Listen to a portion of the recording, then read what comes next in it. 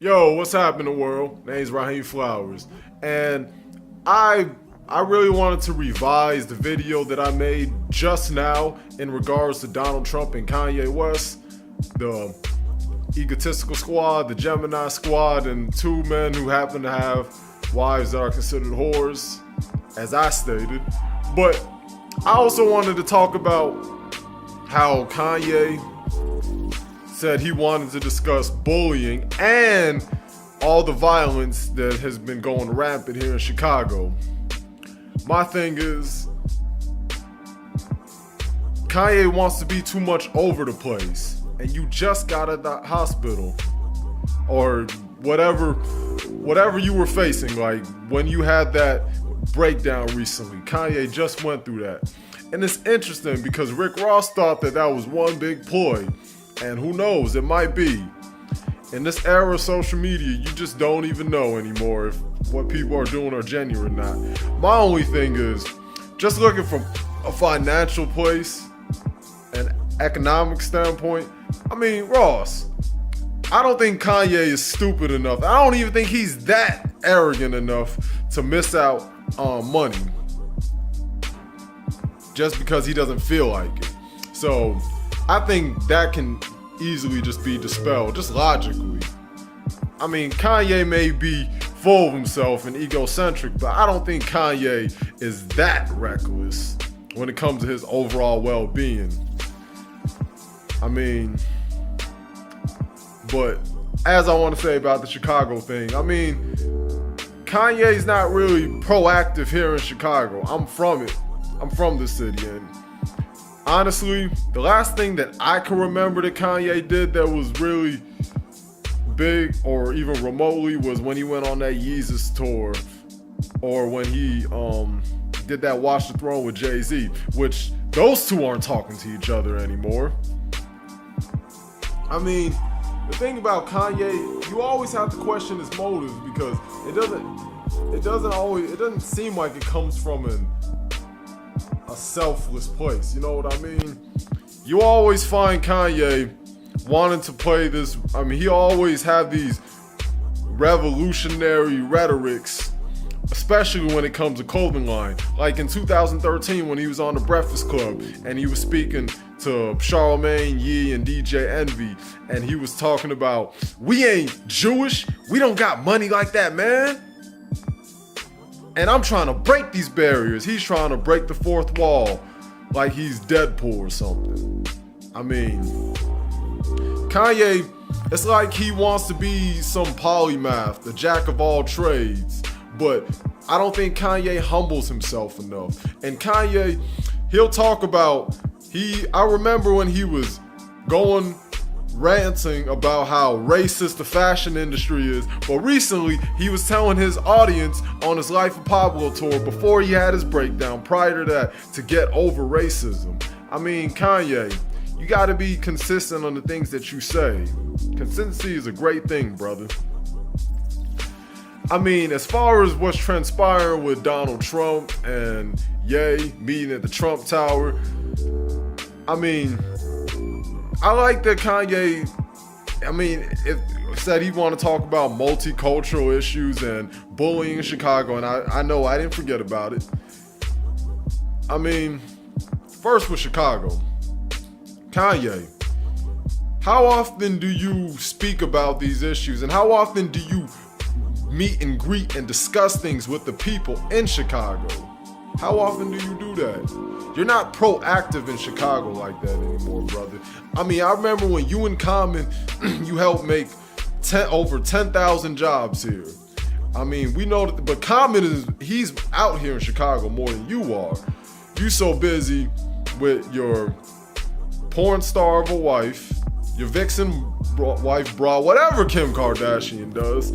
I mean, you got so caught up in that whole Kardashian frenzy, just like your boy French Montana is doing right now, just like Lamar Odom. I mean, Kanye, and I mean, you even look at your mother, father, your tranny-in-law, or whatever you want to call him, your transvestite, what? You know, Bruce. Not gonna call him Caitlyn. because that's not what he goes by. But anyways, Kanye, you say that you want to discuss things in Chicago, which is a great thing. I definitely can respect that, yay. But this is something that not only you should have been doing with Trump, but this is something that you should have been getting together with all these figures in Chicago. I mean, I don't like Jesse Jackson, but you could have got with Jesse Jackson. You could have linked up with Farrakhan, seeing how you and him have been getting heavily acquainted in recent times. And you could have kept going. You could have went to your brother Common and not only just give them jobs, but, you know, you could just give them a positive reinforcement. You could have build up some program. I mean, I know you did the job thing, but I'm talking about in more recent time periods. But I'm gonna digress from that point for a brief moment. I mean, with Donald Trump, you getting a guy who went on his campaign literally calling his peers stupid. This is the same guy who said he wants to build a wall for illegal immigrants and and even ban Muslims as his overall motive to make America great again. Whether Trump means it or not, we're not even questioning whether he means it or not, but this is what he said, this is what was publicized.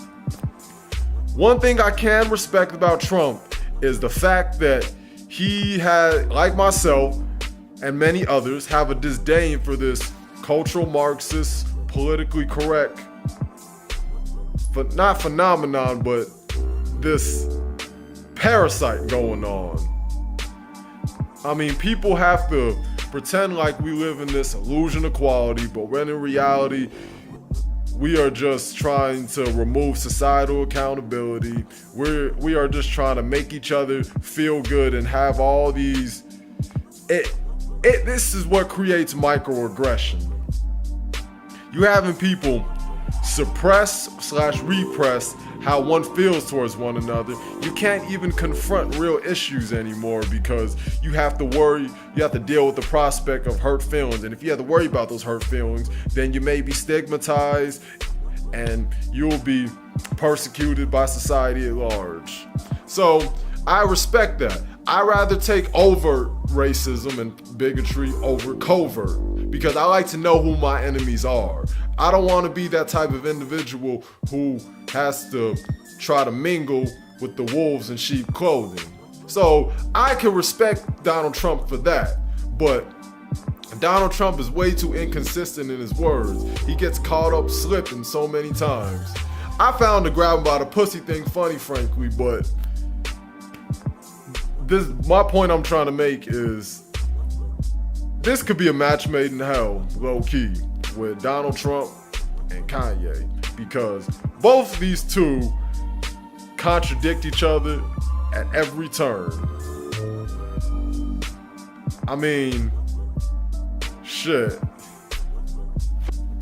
I don't know if I want those two to meet and greet. And if Kanye wanted to still be president in 2020,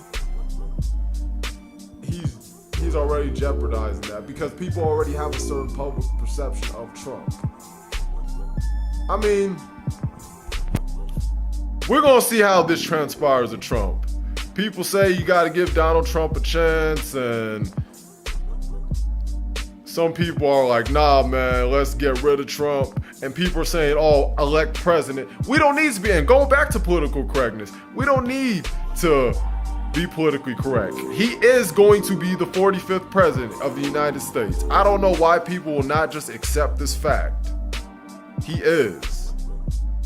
And as the man who's going to be 45th president of the United States, you're going to have to press him. As we know, the powers that be are the ones who are really pulling the strings here. So Trump only has so much say so, but you can tell he's the type of individual who seemingly doesn't give a fuck about what the powers that be really cares. So while they sit at their little table on some Legion of Doom type of shit, on some insidious actions, I bet you Trump is the type of individual who's going to try to do things his way, and then he might get blasted just like John F. Kennedy did. Fundamental difference is one is going to be able to argue more that Donald Trump's doing this for his own reasons. I mean, I'd rather somebody do things for their own reasons than to do things from a pious act. Because someone does something from a pious act, they're still doing things for their own reason. They're just masquerading it behind virtue. So, would you want somebody like that in your office? Like Hillary Clinton.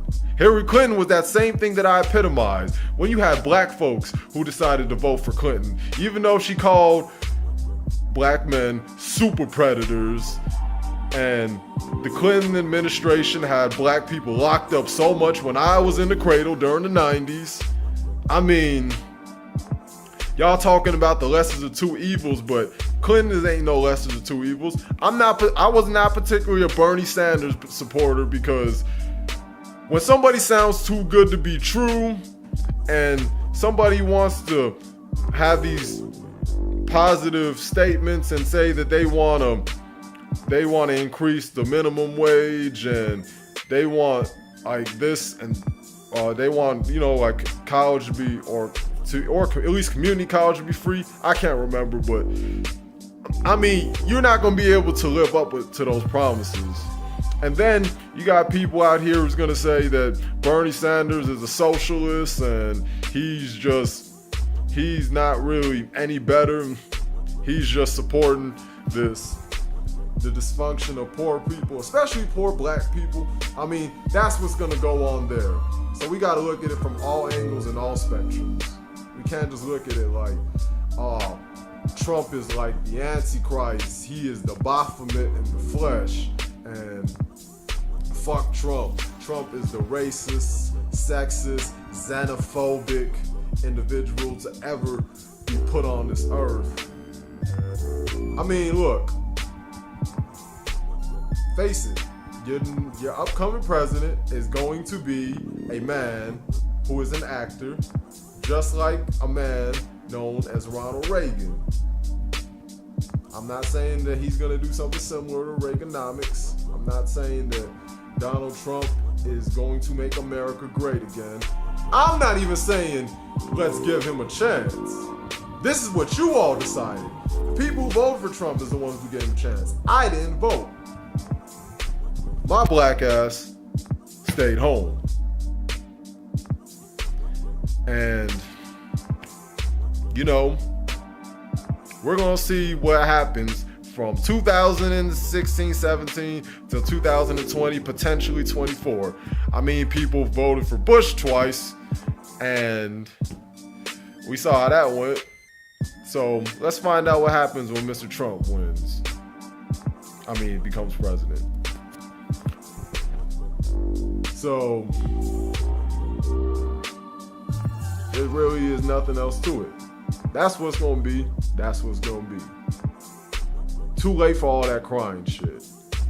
So you can have all your fuck Donald Trump banners and all the people who think he's gonna live up to his promises.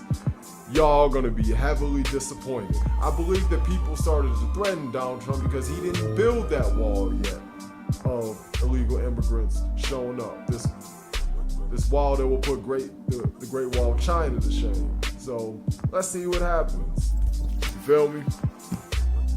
I'm not a supporter, nor am I a particular opposer, because it's all politics. Fuck it. It's like my homie Sincere said, the moment Trump went in office is when he won. The fact that this man didn't even take a salary, the salary for presidents, to show you how much he gives a fuck. I mean, he's a billionaire. He doesn't have to give a fuck. The man was able to manage success for an extension of periods. Like him or not, he's good at what he does when it comes to the business. He's crooked just like most businessmen, but he may be knowing what he's doing. Let's find out though. All right, peace out.